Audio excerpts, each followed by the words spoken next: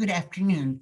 I'm Ann Aylward, Director of the U.S. Department of Transportation's Volpe Center, and I'm delighted to welcome you to Up and Away, Innovations in Advanced Air Mobility. This is our sixth event in a seven-part thoughts leadership series developed in partnership by FAA and the Volpe Center. Today's program will focus on international collaboration in advanced air mobility, and I'd like to note that we appreciate all of you who have linked in across 5 continents to engage with us throughout the series. Close collaboration with our international partners is critical to successfully and safely integrate these new technologies. Today, you'll hear about how work is underway with our international partners to streamline regulatory pathways and expand acceptance of innovative products and services. I greatly appreciate being joined by our distinguished speakers, Annie Petzonk, U.S. DOT's Assistant Secretary for Aviation and International Affairs, Lurio Liu, FAA's Executive Director for Aircraft Certification Service, and Chris Carter, FAA's Director for the Asia Pacific region. This is a great follow-up to our last session on equity considerations in advanced air mobility. In late January, we heard about work going on internationally to leverage new aviation technologies to reach remote areas. We've just posted the recap from that session on our website, so please check it out if you weren't able to be with us. Just a reminder that we'll have a question and answer session following today's talks, so please type your questions into the Q&A box and we'll get to as many of them as we can. It's now my pleasure to introduce Assistant Secretary for Aviation and International Affairs, Annie Petzonk. Annie is a recognized expert on international aviation and climate change.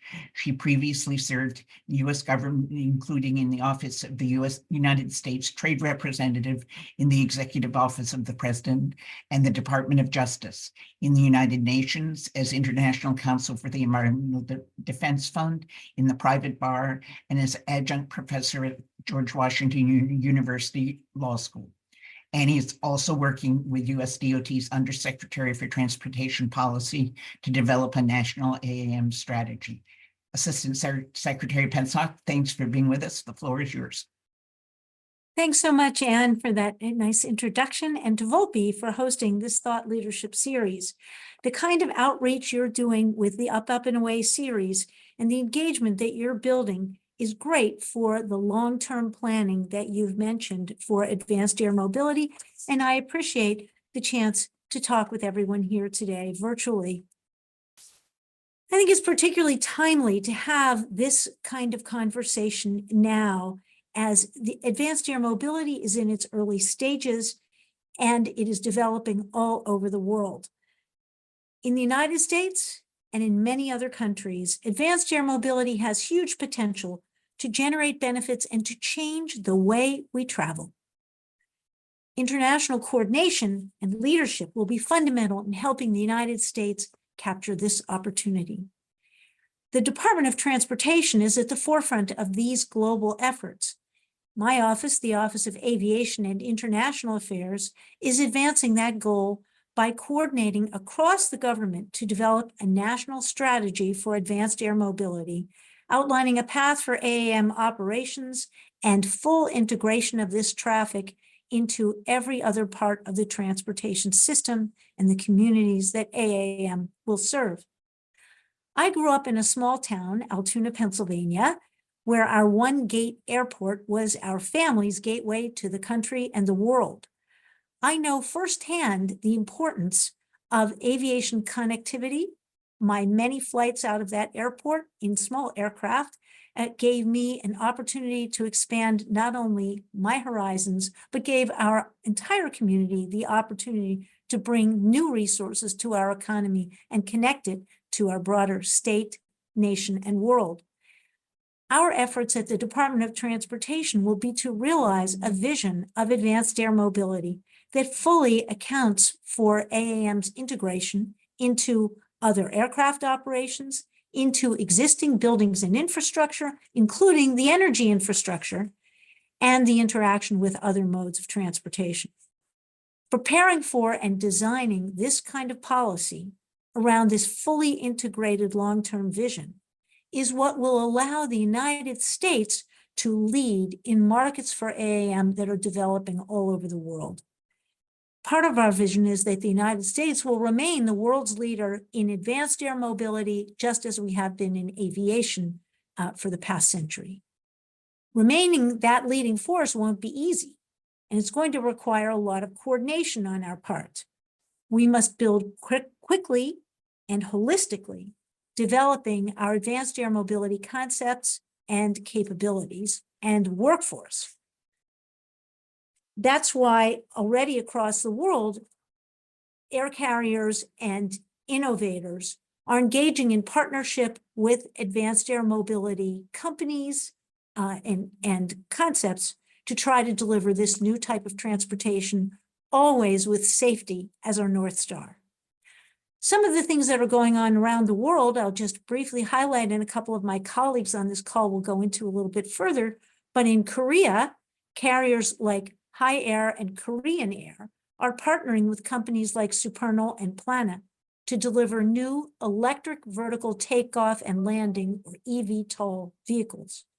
The Japan Airlines Group has set a goal of commercial electric vertical takeoff and landing air taxi service starting next year, 2025.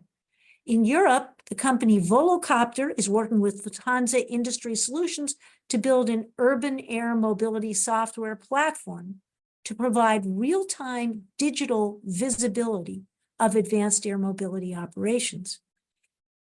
In Sweden, Heart Aerospace, a hybrid aircraft design company, is working with KLM and airports from Copenhagen in Denmark to Auckland in New Zealand on the design, development, and commercialization of facilities to handle these aircraft. In the Middle East, the company Lilium is partnering with Etihad Airways and Saudia to procure 100 new electric vertical and takeoff landing aircraft and develop solutions not just for the flight, but for the ground operations, the maintenance, and training for these new types of aircraft. In South America, Vertical Aero is partnering with the Brazilian airline Gol to procure 250 new electric vertical takeoff and landing aircraft. So these are developments happening around the world.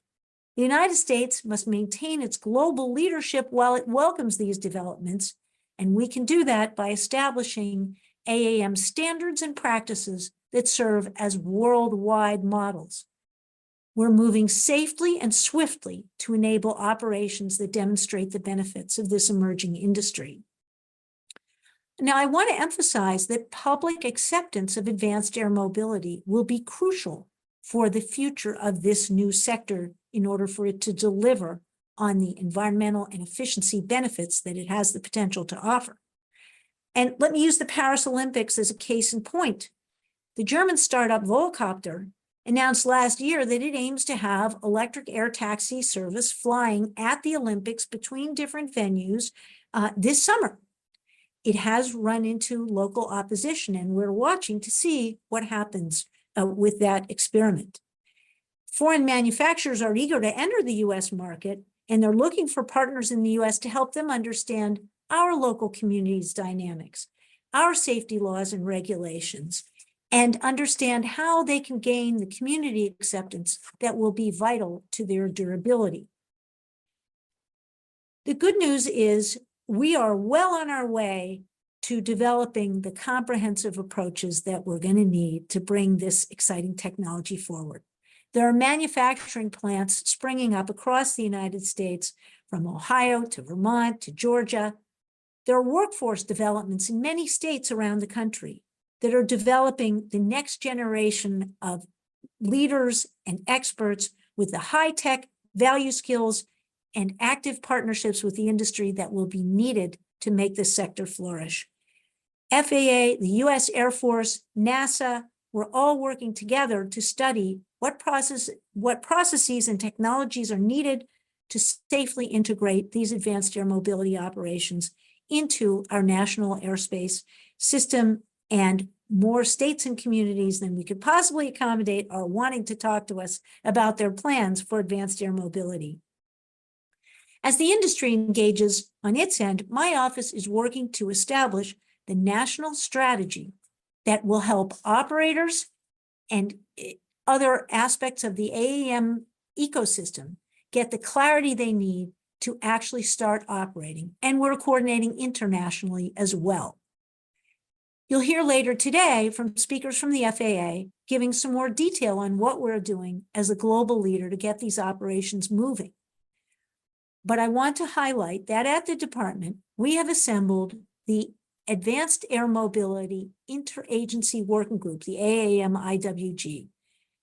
That is a working group that was called for by Congress under the AAM Coordination and Leadership Act, and we began setting up this group last year. We put out the call to 6 government agencies, and 20 decided to participate in the working group. We have regular lunchtime meetings and larger in-person meetings.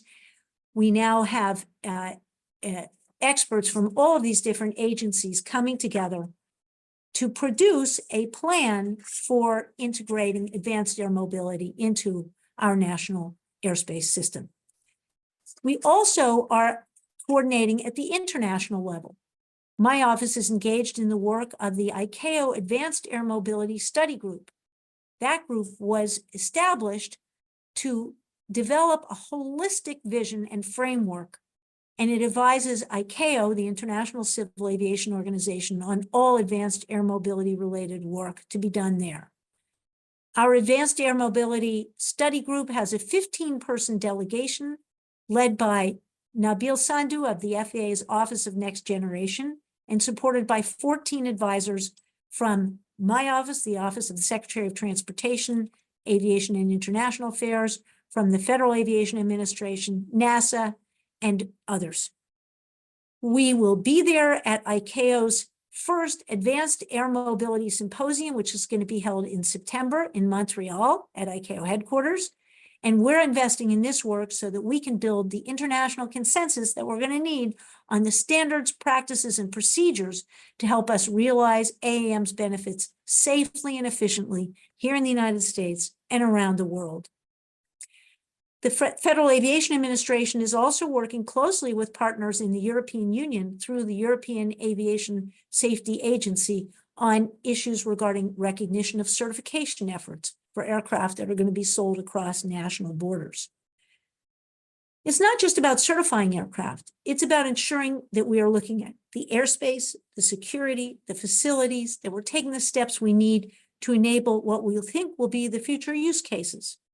By focusing on getting AAM engaged early and building toward a long-term vision, we're getting the cross-governmental, within government and between governments buy-in today that we will need to make AAM a fully functioning part of the national airspace, the global airspace in the future. We have an opportunity to distinguish the United States as a global leader in this new type of aviation. We can do that by understanding how to best capitalize on AAM's potential, the different use cases, connecting underserved communities, providing specific air taxi types of services, and connecting the AAM ecosystem with the broader aviation community and connectivity. Thanks again for the opportunity to talk with you today. We're looking forward to working with our colleagues at the FAA, at state, local, tribal levels, with our stakeholders in the aviation industry, with governments around the world, and with the broader public. I look forward to my fellow panelists' remarks and perspectives. Thank you. Thank you very much, Annie. Really useful introductory remarks. So Annie grew up in Altoona, Pennsylvania. I grew up in Hong Kong, and our next speaker is from that part of the world. I don't even want to know what time it is, but we really appreciate his calling in the middle of the night.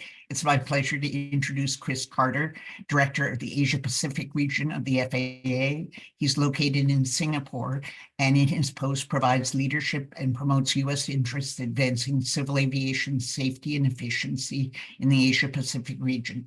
He leads a staff located in offices in Beijing, New Delhi, and Tokyo, as well as Singapore and Washington, D.C. His office acts as liaison to the International Civil Aviation Organization, ICAO, the Association of Southeast Asian Nations, and the International Air Transport Association. Previously, Chris served as Deputy Executive Director for Strategic Initiatives in the Aircraft Certification Service of FAA's Aviation Safety line of business. Please join me in welcoming Chris Carter. Thank you, Anne. Hello and greetings to you all. I understand that we have people registered from several different time zones around the world, so I hope that you're all having a good day, whatever time of day it happens to be. I want to start off by thanking Volpe for organizing this series and express my honor to be part of this esteemed panel today.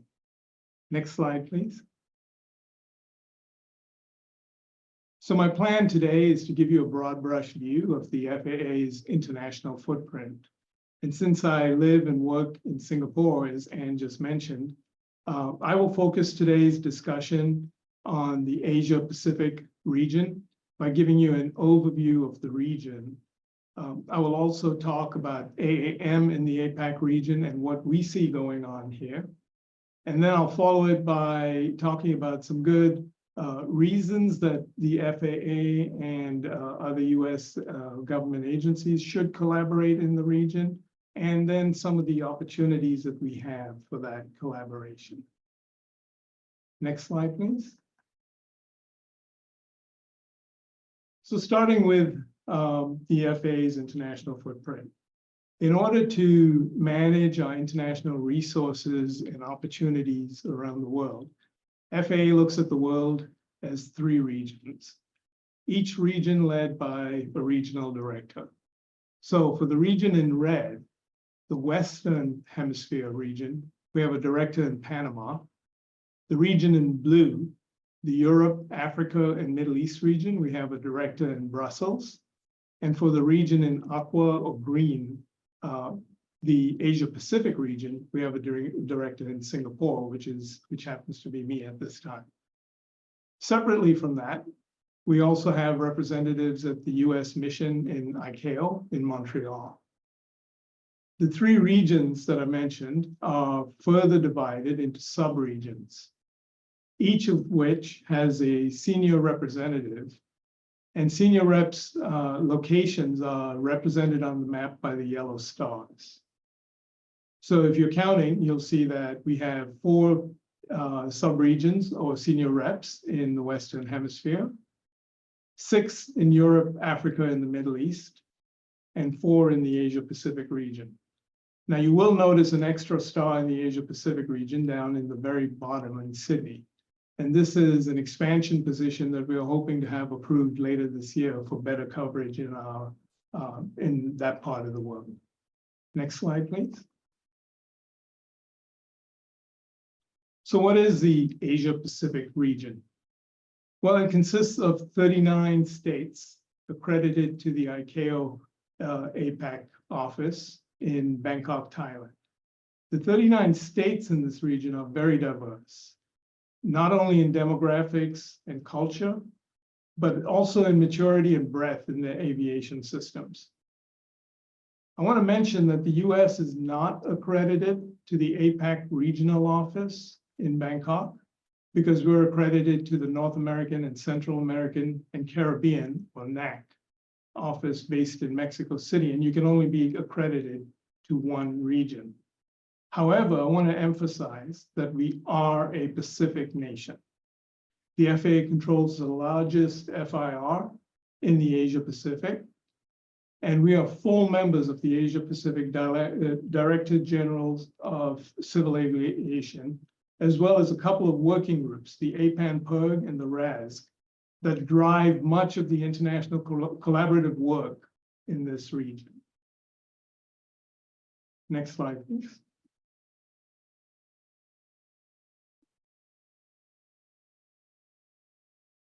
So historically, aviation has lagged in this region compared to others.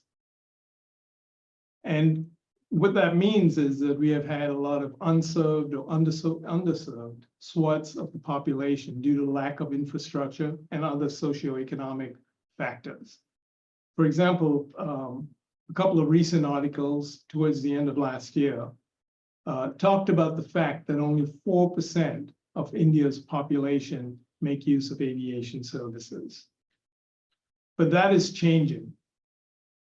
And it's expected to change fast over the coming years. This information that you see on the screen comes from an IATA report dated September 2022. And it speaks to the growth per year in number of passengers. As you can see, the APAC region is the fastest growing region over the next 20 years. You see the impact of some of this growth as you read about the mega orders that have been placed with Boeing and Airbus recently, especially in India. As you can imagine, as these states spool up for passenger traffic, they also need to figure out how to service the underserved and unserved communities within their states. Again, continuing with the example of India, you see that they are quickly trying to build infrastructure and encourage things like air taxi. And of course, AAM will be a big part of that going forward. This is true of other states in the region also. At the last Singapore Air Show back in 2022, Rolls-Royce released a study on this topic with a consultant by the name of Roland Berger. The study concludes that from the global AAM market, the APAC region could account for more than half of all operated eVTOL aircraft and over 40% of global revenue by 2050. Translating that percentage into raw numbers, they estimate that 82,500 aircraft could be in operation in the APAC by 2050, with 1,000 of those by 2030. Next slide, please. So having said that, what does the AAM industry look like in the APAC region? And Annie alluded to some of this in her opening talk. Seeing the future demand has given rise to a number of manufacturers in this region. So first, I'll go ahead and address the pictures on the slide, because I know when people see pictures, they always want to know what's what. So in the background photo is Planner, the company that Annie mentioned, working in Korea. In the top middle is a company from China called EHang. The top right is another Korean company, Supernal. And in the center, we have SkyDrive. And in the bottom right is a company called Vertilia from Australia. So I just want to say a couple of things about some of these manufacturers. First, I have asterisks over Supernal and Planner, because they are both Korean companies, but they are incorporated in the US and are doing a lot of their design and certification work in the US. Second, I want to talk a little bit about a couple of the manufacturers in China. Aerofugia is a relatively new company that is the old Terrafugia that was the flying car concept that came out of MIT several years ago. This company was sold to an entity in China, and they picked up everything and moved it to China. They're now in the early stages of designing and prototyping an eVTOL. The big one, though, on this screen is EHang. This is a Chinese company that has already received a type certificate for the E216S, a two-place autonomous model. So they are already flying proving runs with paying passengers in China. And I just want to remind you that when I say it's a two-place autonomous model, it means it's pilotless right now. There is no pilot on the airplane. Next slide, please. So just to give you an idea as to what's happening from an implementation perspective, these are the companies that are engaged in developing operational procedures, ConOps, and such like in states around this region. I'll just pick a couple and talk about them as examples, just to give you a broad overview of what's going on. So AIR, the first company on there, is an Israeli company collaborating with an Australian operator to bring their two-place air taxi to market. Archer Aviation recently signed a memorandum of understanding with Interglobe Enterprises, an Indian company. They're the parent company of Indigo Airlines, which is a low-cost airline in India. The goal of partnering is to launch and operate an all-electric air taxi service in India. Supernal, as Annie mentioned, a Korean company incorporated in the US, is working with the Republic of Korea and with Korean Airlines. Korean Airlines is also working with Plana. But staying in Korea for a minute, Eve Air Mobility recently collaborated with Jeju Air, which is a low-cost airline down in the south of Korea, very south of the Korean peninsula, to develop a ConOps and bring sightseeing to Jeju Island, which is a big tourist spot down there. The last one I want to talk about is Vertical. This is a US company that is very active in the Asia Pacific region. They already have commitments for 400 aircraft in the region. And if you remember a slide or two ago when I mentioned the report by Rolls-Royce and the consultant, they talked about 1,000 aircraft in this region by 2030. And if you look at Vertical's numbers, they're already looking like they will sell 400 of those. And so 100 of those are going to AirAsia in Malaysia, another 100, as Annie mentioned, to JAL in Japan, through an Avalon, a leasing company called Avalon. And then Marubeni signed a contract or an agreement in 2021 to take delivery of another 200 by 2025 or 2026. And recently, Marubeni made a cash payment to Vertical for the first 25. So we're expecting AAM operations across the region over the next couple of years to really take off and definitely get up there by 2030. Next slide, please. So with all this going on, why is it so critical for the FAA to collaborate in the AAM in this region? Well, the US and hence the FAA has a wealth of data and experience over the last 120 years of flight. Much of this data is unique to our vast system and can be applied to enable development of operational procedures in AAM. The FAA fact book online indicates that in 2020, we had 3.5 million hours in Part 135 and several times that in general aviation. We've spent years working in the community in the state of Alaska with all of their unique needs and uses of aviation, helicopter tours, oil rig operations, information collected on US manufactured products from around the world. We take a lot of this experience and information for granted today. But in many of these countries that are now developing their ecosystem for AAM, they're doing it from scratch and without the benefit of any or maybe not much of this experience. Collaboration does not have to be a competition. The more we share in these areas, the more we will have positive impact on aviation safety around the world.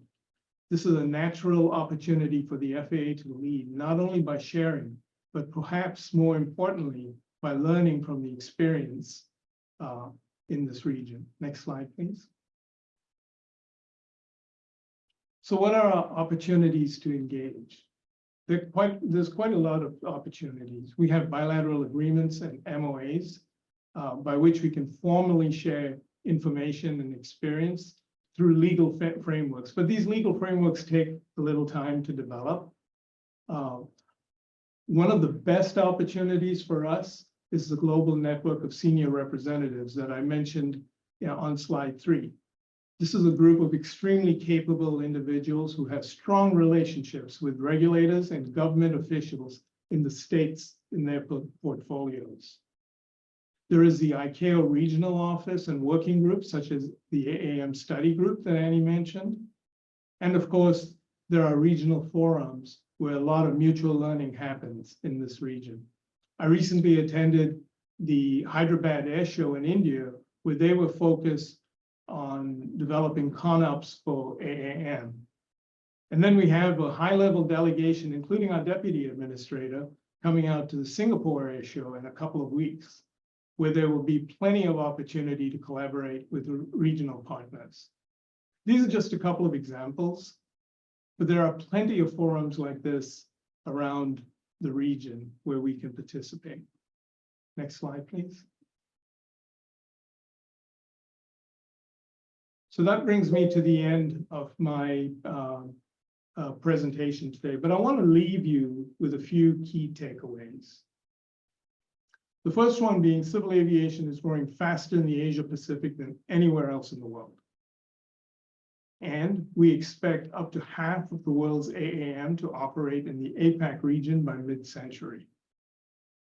International collaboration is key to the safe implementation of this new technology in aviation. And the FAA has relevant experiential information to share, and many of the mechanisms are in place to do so. And last but not least, I want to say, in order to collaborate, we must be present. We must actively engage. Thank you all for your attention. I look forward to your questions at the end of the session. And with that, Anne, I will hand it back to you. Hey, thank you very much, Chris. We appreciate you speaking to us from the future, even if it's only one day in the future. And thank you for a very informative set of comments. Our final speaker before the Q&A period is Lirio Liu, Executive Director, Aircraft Certification Service of the FAA. She is responsible for type certification, production approval, airworthiness certification, and continued airworthiness of the U.S. civil aircraft fleet, including commercial and general aviation activities. She oversees a professional workforce of more than 1,400 employees working in FAA's Washington, D.C. headquarters, 35 field offices across the US, and the Belgium and Singapore offices. Prior to her current position, she was the executive director for the Office for International Affairs, where she provided executive leadership and guidance in the development of international policy across the various disciplines of the FAA, and was responsible for the FAA's international offices in Europe, the Middle East, Asia, Africa, and Latin America. She has also served as the Executive Director for Operational Safety in the Commercial Space Transportation Office, where she provided executive leadership for the compliance and coordination of the requirements to authorize commercial space launch and reentry operators and site approvals. It's great to have you here, and the floor is yours. Well, first off, good morning, afternoon, or evening. As I think Chris mentioned, it is a global subject, and we have a global representation, so I know we all are on different time zones. Thank you, Chris, really for sharing the activity in your region. It was very helpful. And also thank you, Annie, for the opening remarks. I think you set the tone of what we're dealing with, and I think that's the intent of these this series. Also, thank you, Volpe, for inviting me to be here today. I'm happy to share what we're doing. Actually, as we're boots on the ground, working in aircraft certification and working on the certification criteria. So we're starting at the very beginning right here. So just to set the tone as we start off, you know, the FAA has had a long and very successful history of safely introducing new technology into the national airspace system. ADS-B, TCAS, EP, EGPWS, UAS, I know there are a bunch of acronyms, but a number of those are technologies that when they were coming in, there was always this apprehension, but we were able to implement them without any hiccups and been very successful, and they were all safety enhancing technologies. And so these are all just examples of how we have the history of being able to take something new and be able to put it into our system and seamlessly. So in all these cases, though, I think I need to make the point that safety drives our processes and our timelines, and we certify any new technology or aircraft with that in mind. Now, advanced air mobility, or AAM, is becoming a reality, which you're aware, because this is why we're here for this seminar. The whole series is focused on the aspects of it. And if you sat on any of the previous events, you can see that the industry continues to push the envelope on the technology advancements. And as regulators, we have to meet that challenge so that we can be able to allow the industry to evolve and to flourish as well. And I know we've heard this phrase often, and I like to say it because it's reality. We are really in the midst of a new golden age of aviation. And as we discuss these topics, I want to remember our greatest challenge will be establishing and maintaining the appropriate levels of safety for the new and novel technologies, and working with our partners across the globe on the shared globe, this goal. So if we can go to the next slide. Advanced air mobility, as I mentioned, my organization in Aircraft Cert is responsible for overseeing the design, production of the airworthiness, certification, and complete operational safety programs for the US fleet and any foreign imported products and articles. Aviation is global by nature, and AAM companies are establishing partnerships around the globe. Both Annie and Chris have already highlighted that. The bilateral relationships that we have are instrumental for the transferability of these products and these articles. And that is really important for us to recognize. Validation goes both ways. In the FAA, we are responsible to certify those products of the applicants that are here in the US, and the FAA will validate projects as we work with the applicants who are certifying their products with our counterparts across the globe. Right now, there are dozens, and again, you saw some of the examples, dozens of applicants that have active programs currently within my office that are either being certified or validated right now.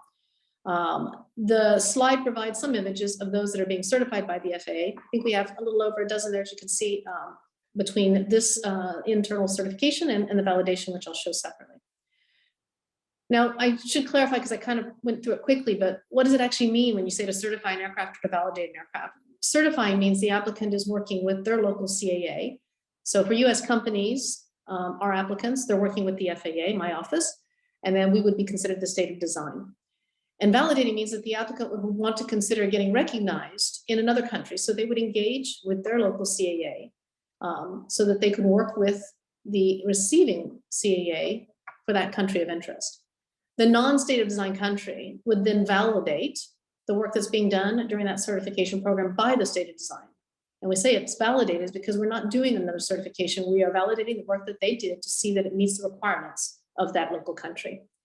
So while similar work, very different work, but very synergistic work. And whether the FAA is the state of design for the certification project or we're the receiving of a product that's being evaluated as a validating authority, the bilateral relationships and collaboration is an imperative. I'll just talk quickly about our approach of what we're doing directly right now. We have been integrating AAM operations we're planning to integrate operations into our national airspace system to ensure the maximum flexibility within our existing regulations. And as such, the FAA has released a series of documents using the staggered rhythm to inform the integration of AAM into the NAS so that we can obtain focused feedback on these plans. We have a deliberative process when we're doing rulemaking, and some of the products we're putting out are to get comments so that we can actually inform the decision-making so that we can be prepared for the future. In my organization specifically, we have released the proposed airworthiness criteria for the public comment of 2 US companies, and those provide the initial design standards for those companies. We call them the design criteria that they must meet to certify their electric takeoff, vertical takeoff and lift aircraft. The FAA is close right now to finishing the response to the comments. We had hundreds of comments that we'll be addressing, and we'll see the final criteria shortly published, which reflects where we see we've fallen based on the comments and input from the public. On the operational side, the FAA is working on a special federal aviation regulation, which is an SFAR, and it has proposed 10-year expiration date for the powered lift aircraft operations. So powered lift is the type of operation that we'll see the eVTOL aircraft operating in. We published a proposed notice of rulemaking in the Federal Register in June of 2023. And this proposes methods to accommodate the training and certifications of powered lift pilots. So the SFAR will enable us to get more data, as I indicated, on how we are going to be able to safely integrate the aircraft in the operations and be able to provide a permanent regulation for powered lift in the future.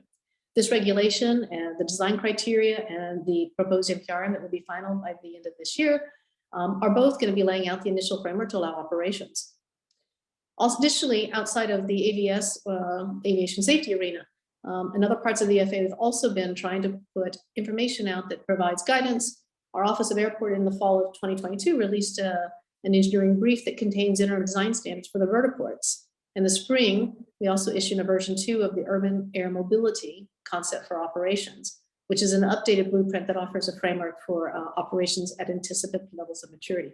So all of this guidance is to try to help and inform our stakeholders as well as our own workforce as we're moving forward. If we can go to the next slide, I'll just highlight here. I mentioned, and this is very similar to the slide that Chris showed, but I mentioned that bilateral relationships are important, and you're going to hear it multiple times. In fact, they are indispensable to us if we want to efficiently do our work to support the global aviation system. For the Aircraft Certification Service, we work with our partners via what we call the bilateral aviation safety agreements. And in some cases, the predecessors that are noted with asterisks are actually bilateral aviation agreements. Chris showed a subset in his chart for his region. In this chart, you'll see the comprehensive list that we currently have of all of the BASAs and BAAs with countries. Right now, there are 19, where we work with them on the acceptance of and exchange of products and articles. One of the key priorities for the FAA in working with other civil aviation authorities is to ensure to the greatest extent possible the harmonization of our regulations and policies. And they do this to reduce the redundancies and the burden on the industry. Harmonization efforts they need to be global. It doesn't make sense to have it in a separated area. You'll hear more about that as we talk, but we realize that the complete harmonization is not also possible all the time. Our goal to ensure is to really the transferability of these new technologies across the globe. I worked in aircraft certification quite a long time early on, and we had harmonized regulations in our transport category and on our rotorcraft. And even then, if the harmonization was on paper the same, it was still issues that would come up related to means of compliance. But what we really always strive for was how do we make sure that we can accept each other's products and have that transferability. So in addition to the bilaterals themselves, we also have some declarations of cooperation, which are noted with Japan and Korea. These also allow us to share information outside of specific programs or outside of the bilateral. And in this case, the declaration of cooperations are really in sharing information we are learning as we're moving through the AAM activities. We can go to the next slide. As I indicated, we already have multiple collaboration activities on AAM and new technology ongoing with various partners. Some of those are indicated here. You can see that there are a number of countries that are actively certifying products for which the FAA will be doing the validation work. And since so many of these projects are occurring in the same space, we're validating, we're certifying, we're all working towards alignment on criteria for certification, and that's really crucial. And it's something that I am actually actively engaged in personally with our counterparts. Many of the projects we are certifying are both being validated by one country and then certified. And then, as it would say, it's the example, the FAA is validating, certifying a project, EASA or ANAC or UKCAA may be validating it. And then on the inverse, there may be a UKCAA project that we're validating, and an EASA project that we're validating. So there is this very intertwined activity of work that we're working on together.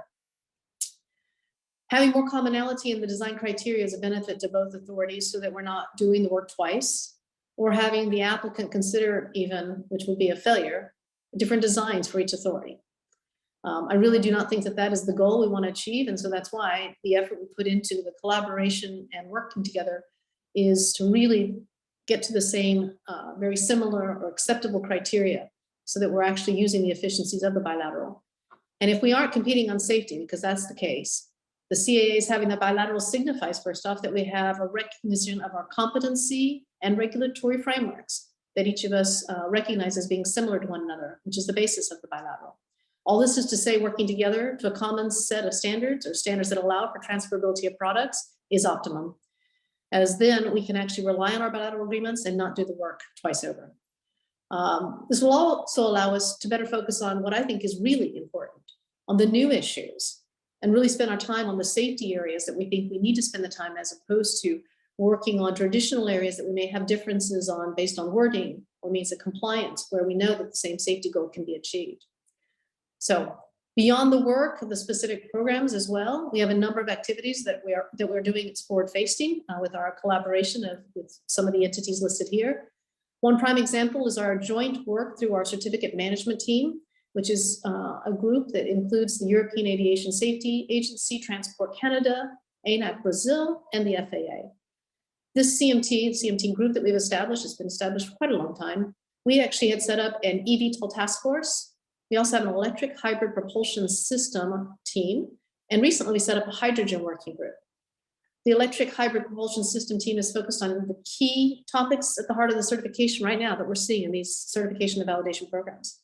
And is to define the common and agreed positions and interpretations on electric engine controls and motor drive system architecture.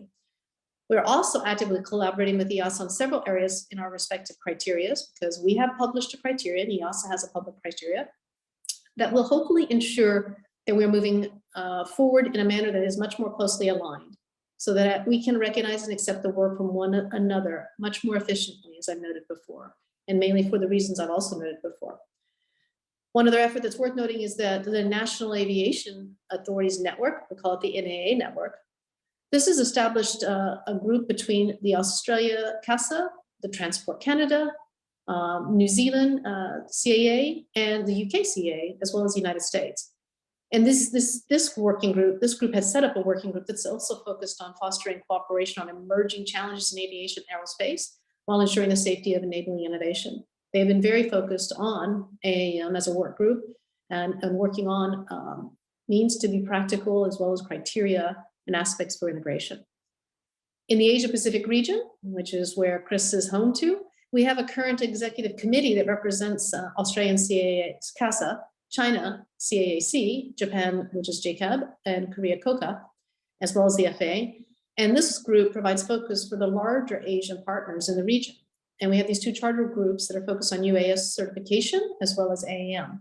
Both of these are addressing some of the greatest challenges we're seeing and working towards what we'll be talking to next, some of the venues that are in the future that will help push and drive us to continue to evolve our systems to accommodate these operations. We can go to the next slide. I think this one is my last slide. I think these two titles sort of highlighted innovation drives global competitiveness, which I think is a good thing. Here in the US, you can see there are a number of challenges that are, number of activities that are on, such as the NASA AAM Grand Challenge, as well as Innovate 28. I think that's been talked to here in this, and Annie described what we're doing in those areas and work.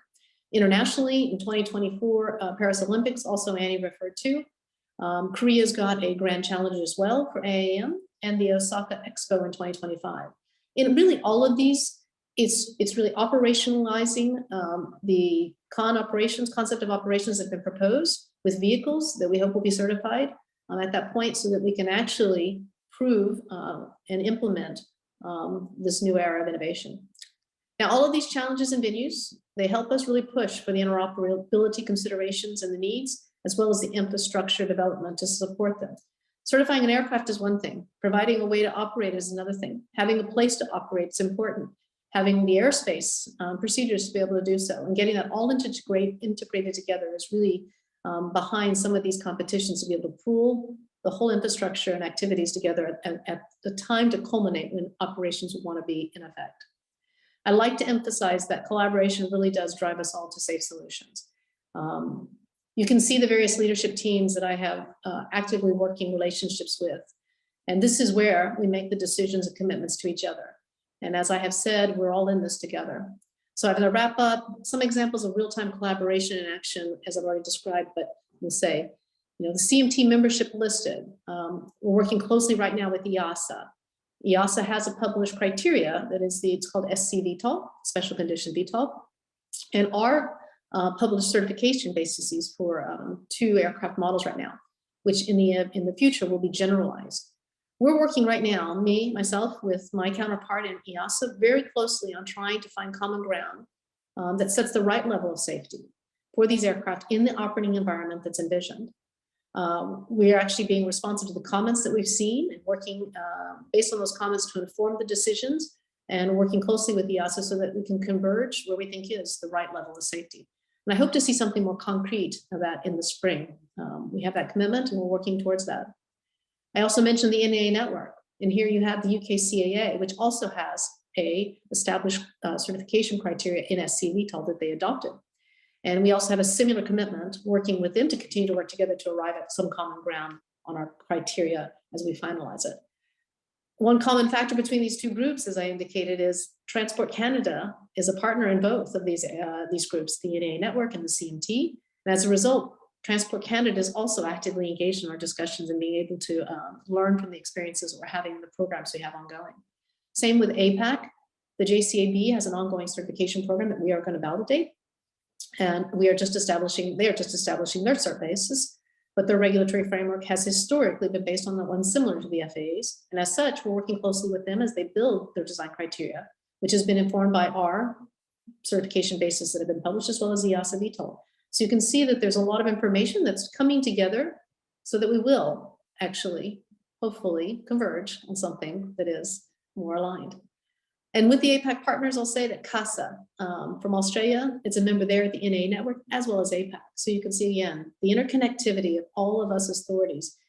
Collaboration is inherent and required, and it's really necessary, I think, to us to be able to achieve the right safety level and be able to spend our time and focus and resources where we really need to on some of the new technology aspects. So let me just close with saying it's really an exciting time to be in aviation, and safety drives our processes and timelines for certification and integration. I start with that, I finish with that. And this is based on a safety first, data-driven, process-oriented, and methodical approach to certify any new aircraft. And as the FAA moves forward, we continue to engage with our international stakeholders. As I said, we're really in this together, all with a common goal to set the appropriate safety standards for these new aircraft with the new technology and the new CONOPS that they're working towards, so that we can take aviation into that next era. I really look forward to taking the questions as we go into the next part of this discussion, but thank you for your time. Thank you very much for a lot of really interesting information and terrific slides. We have some very good questions. I will have time to get to a few of them. I'm sorry, probably not all of them. First question is from Yolanka Wolf, who was a speaker in our series 2 weeks ago. She's targeting Assistant Secretary Petzoff, but any of the panelists would be welcome to answer. She says, thank you for raising the issue of public acceptance. What are we learning from international AAM efforts when it comes to public acceptance? And can we incorporate those lessons here in the United States? And then a related question, someone points out that we are at about the point with AAM and electric aviation as aircraft were at the beginning of airline travel in the 1920s. What strategies, public demonstrations, competitions, air races, like in the 1920s, are available to develop public acceptance and confidence in new propulsion and technologies that don't look like traditional aircraft? So thoughts about public acceptance and how to increase it? So I'll respond first and then ask my fellow panelists to also please feel free to join in. Thanks for the questions. In terms of public acceptance, and Yolanda, certainly you are, it's an area that you are very much an expert on. I think education is really key. And that includes educating the public about what these new aircraft look like, sound like, will be doing, and how they operate, and how these new aircraft can help the public. I think that undertaking that education, engaging with local communities very early on is going to be critical in the acceptance of advanced air mobility.